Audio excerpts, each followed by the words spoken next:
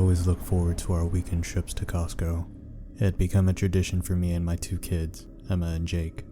It was time for us to stock up on essentials, enjoy some snacks, and just spend quality time together. Little did I know, one particular trip would turn our world upside down. It started as a typical Saturday morning. We arrived at Costco around 10 a.m., right when it opened. The kids were excited. We grabbed a cart and started our usual route, weaving through the aisles of towering shelves. About halfway through our shopping, I noticed a man hanging around the same aisles as us. At first, I thought nothing of it. Costco was a busy place after all. But as we moved from aisle to aisle, I kept seeing him, always close by, always with his phone out. My initial thought was that he might be texting or checking his shopping list, but something about the way he was holding the phone seemed off. We were in the cereal aisle when I saw it clearly. He was pointing his phone towards Emma and Jake. My heart skipped a beat. I watched as he quickly lowered his phone when he saw me looking. Anger and fear surged through me. I couldn't let this go. I told Emma and Jake to stay close and marched over to the man. "Hey, what do you think you're doing?"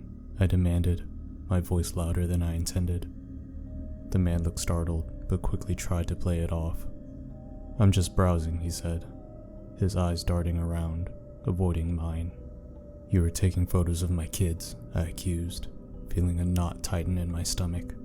"No, you're mistaken," he replied, backing away. Before I could say another word, he turned and bolted down the aisle, disappearing around the corner. I hesitated for a moment, torn between chasing him and staying with my kids. I chose the latter, pulling Emma and Jake close to me. We went straight to the front of the store and reported the incident to a manager. They promised to review the security footage and contact the authorities, but I couldn't shake the feeling of dread. Who was this man, and why was he taking pictures of my children? A few days later, I was outside in the front yard, watching Emma and Jake play. It was a sunny afternoon, and their laughter filled the air, momentarily easing my anxiety. Then, out of the corner of my eye, I saw him, the same man from Costco, standing across the street, his phone aimed directly at my kids. My blood ran cold. I shouted for Emma and Jake to come inside, and they quickly obeyed, sensing the urgency in my voice. I grabbed my phone and dialed 911, my hands shaking. "There's a man taking photos of my children," I told the dispatcher, my voice trembling with fear and anger. "He's standing right across the street." The police arrived within minutes, but the man was gone by then. I gave them a detailed description: tall, scruffy beard, wearing a baseball cap and sunglasses. They assured me they would do everything they could to find him, but the days turned into weeks with no updates. I couldn't sleep, couldn't focus on anything but the safety of my children. Every time I left the house, I was on high alert, looking for any sign of that man. I notified the manager of Costco, urging him to be vigilant and report any suspicious activity. They were sympathetic and promised to increase security, but it didn't bring me much comfort. A month passed, and there was still no sign of him. The police had no leads, and I felt helpless.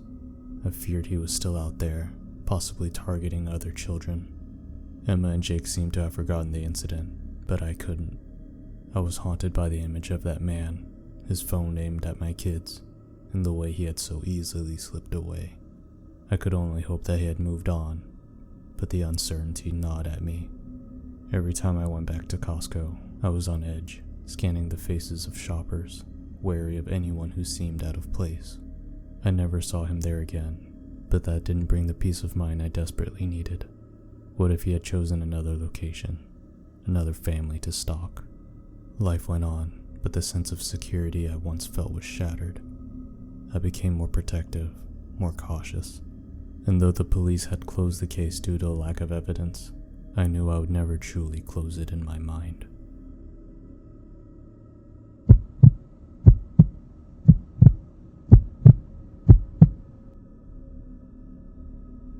I used to love my trips to Costco. With my membership, it felt like I was getting great deals on everything from groceries to electronics. It was part of my weekly routine, a little outing that I always looked forward to. But one day, That sense of security was shattered. It was a regular Thursday evening. After work, I headed to Costco to pick up some supplies. As I wandered through the aisles, I felt like someone was watching me. You know that creepy feeling when the hairs on the back of your neck stand up. I shook it off, telling myself I was being paranoid. But as I moved from aisle to aisle, I noticed a man in a cleaner's uniform. He wasn't cleaning though. He was just standing there, staring at me. His gaze was intense, and it made me really uncomfortable. I tried to ignore him, thinking he'd eventually get back to his job, but he didn't. He kept watching me. I hurried through my shopping, tossing items into my cart without much thought. I just wanted to get out of there. When I finally finished and headed to the parking lot, I breathed a sigh of relief, thinking I was in the clear. But as I approached my car, my heart sank. There he was, standing right next to my Toyota. "What do you want?" I shouted, trying to sound braver than I felt. His eyes widened, and without a word, he turned and sprinted away. I watched him until he disappeared around the corner of the parking lot. I quickly loaded my groceries into the car, got in, and locked the doors. My hands were shaking as I drove home. Later that evening, after dinner, I took out the trash. The sky was darkening, and the streetlights cast long shadows. As I reached the curb, I saw him again. He was standing across the street, just staring at my house. Fear gripped me, but I luckily had my phone. I snapped a photo of him, my hands trembling. The next morning, I went back to Costco and spoke to the manager. I showed him the photo and explained what had happened. To my shock, he told me that no one matching that description worked there. The man in the cleaner's uniform wasn't an employee. My blood ran cold.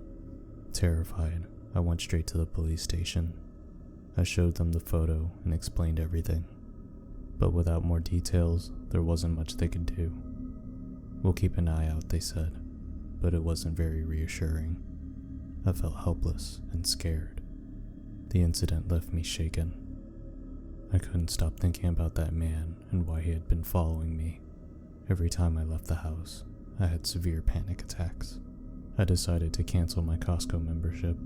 The place that felt so safe and so familiar now filled me with dread.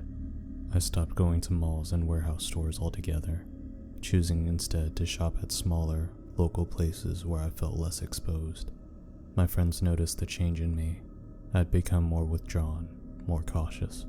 Weeks went by, and I never saw him again, but the fear didn't go away. It lingered, a constant shadow over my life. I installed extra locks on my doors and windows, and even got a security camera for my front porch. I always carried pepper spray in my purse, just in case. I tried to get back to a normal routine, but it was hard. Paranoia was always there, in the back of my mind. I'd catch myself looking over my shoulder, my heart pounding at the sight of any man who vaguely resembled the stalker. It was exhausting, living in a state of constant vigilance. Despite the fear, I knew I had to keep going. I couldn't let this man, whoever he was, control my life. I started taking self-defense classes, hoping it would give me some sense of empowerment. It helped, but the fear never fully went away. I still think about that day at Costco, wondering why he targeted me and what his intentions were.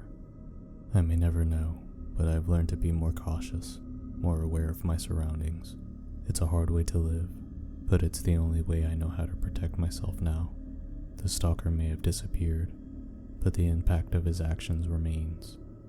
I can only hope that one day, the fear will fade, and I will be able to reclaim the sense of safety and security that was taken from me.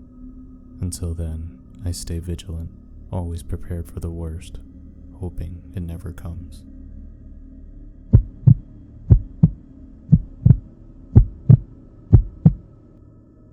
I've always remembered Costco as a place filled with towering shelves of everything you could imagine.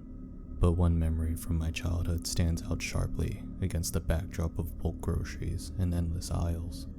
I was 8 years old, and it was a typical family trip to Costco. My parents and I had gone to stock up on essentials for the month. Little did I know, that trip would leave an indelible mark on me. It started like any other visit. My parents were engrossed in comparing prices and debating over what to buy. I, being a curious child, wandered off a little, mesmerized by the giant teddy bears stacked near the toy section. I remembered looking up after a few minutes, only to realize my parents were nowhere in sight. Panic set in quickly. I felt my heart race and my eyes filled with tears. I was scared and alone in this vast warehouse. Just as I was about to start crying, a young woman approached me. She looked to be in her early 20s, with a warm smile and kind eyes. "Hey there, are you lost?" she asked gently. I nodded, feeling a bit of relief at her friendly presence. "I can't find my parents," I said, my voice trembling. "Oh, don't worry," she said, kneeling down to my level. "I'm sure they're just around the corner. I can help you find them." Her words were comforting, and I started to calm down a bit. She took my hand and started walking with me. She seemed so nice, and I was grateful for her help. But as we walked, I began to feel anxious. Instead of heading towards the main shopping areas, we were moving towards the exit. "Are you sure my parents are this way?" I asked, glancing nervously. "Yes, sweetie," she replied smoothly. "They asked me to come get you." Her words didn't make sense. My parents would never leave the store without me. I started to pull back a little, slowing down our pace. "I think I should wait for them here," I said, trying to sound firm, despite my fear. She tightened her grip on my hand and tugged me gently but insistently. "Come on, they're just outside." My unease turned into outright fear. I knew something was very wrong. Just as I was about to scream for help, I heard my mother's voice calling my name. I turned and saw my parents rushing towards me, their faces pale with worry. "Mom, Dad," I cried out, tears streaming down my face. The young woman's grip loosened immediately. She muttered something and started walking quickly towards the exit. My parents pulled me into a tight hug. "What happened? Are you okay?" my dad asked, his voice shaking. I pointed towards the young woman, who was now almost at the exit doors. She said she knew where you were and tried to take me outside. My mom's face turned ashen as she realized what almost had happened. My dad took off towards the exit, but the woman had already slipped out of the doors and vanished into the parking lot. We reported the incident to the Costco staff, and they called the police. I remember sitting in the manager's office, clutching my mom's hand while officers asked me questions about the woman. They reviewed the security footage, but she had managed to avoid being caught on camera. In the days that followed, my parents were extra protective of me. I wasn't allowed out of their sight whenever we went shopping. The incident left a deep impression on me, a mix of fear and awareness that not everyone who seems kind has good intentions. As I grew older, I often thought about that day, the young woman's friendly facade, her gentle voice, and how she almost led me out of the store to who knows where. I realized how close I had come to being kidnapped. It was a harsh lesson learned at a young age about the dangers that can lurk in the most unexpected places. Now, whenever I go to Costco or any large store, I keep a close eye on the children around me. I'm always ready to step in if I see a child looking lost or scared. And I never forget to thank my lucky stars that my parents found me in time that day. That experience taught me the importance of vigilance and the fact that sometimes danger comes disguised as a friendly face. I can only hope that by sharing my story, others will be more cautious and aware, ensuring that their children are safe and protected from harm.